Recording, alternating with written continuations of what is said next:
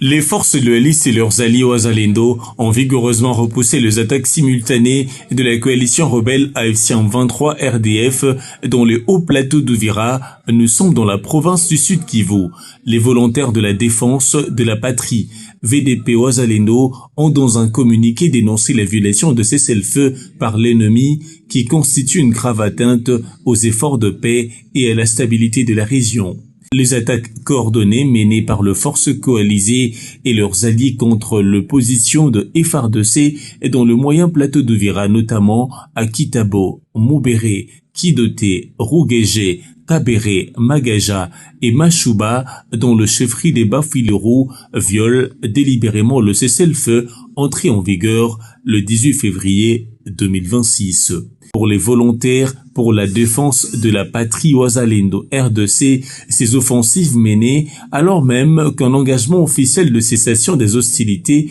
venait d'être proclamé. Grâce à leur vigilance et au sens élevé du devoir, les unités des forces spéciales de Wazalendo du Sud ont repoussé avec fermeté ces attaques, empêchant une progression de l'ennemi vers le haut plateau d'Uvira. Parallèlement, ces forces ont intensifié leur offensive au nord Kivu, attaquant les positions de Wazalendo à Bwito dans les territoires de Rutshuru, ainsi que celle de l'ANCDH à Bachali dans les territoires de Masisi. Les Wazalendo réaffirment leur attachement sincère à une paix juste et durable. Toutefois, face aux violations répétées et quotidienne du cessez-le-feu, ils promettent d'exercer pleinement et sans ambiguïté leur droit légitime à la défense avec toute la vigueur nécessaire à la protection des populations et de l'intégrité territoriale de la République.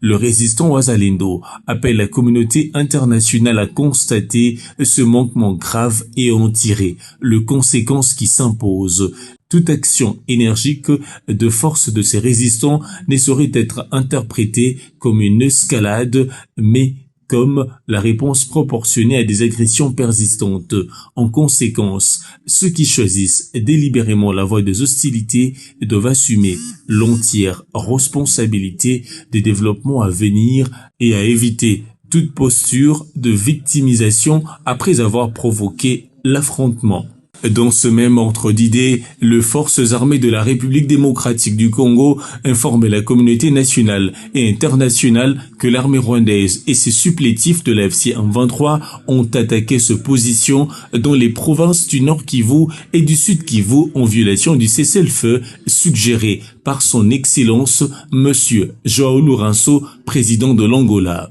En effet, le mercredi 18 février et dans la journée du jeudi 19 février 2026, les éléments de la force spéciale de l'armée rwandaise et les combattants de la FC M23 ont attaqué simultanément l'opposition de FARDC à Ioula, localité située dans le groupement de Kisimba, secteur de Wanyanga, en territoire de Walikale, le colline de Kazaro, Bougaro, Kaï et Virumbi dans le groupement de Bambo, chefferie Bwito, territoire de Rutshuru dans la province du Nord Kivu. Et dans le Sud Kivu, les rebelles ont lancé les attaques dans plusieurs villages, dont Mikenge et Kalonge dans le haut plateau de Fizi, Uvira et dans la localité de Kaongwe, Kanga, Louguégé, où ils ont incendié 4 maisons et tué à son domicile un jeune homme de 18 ans.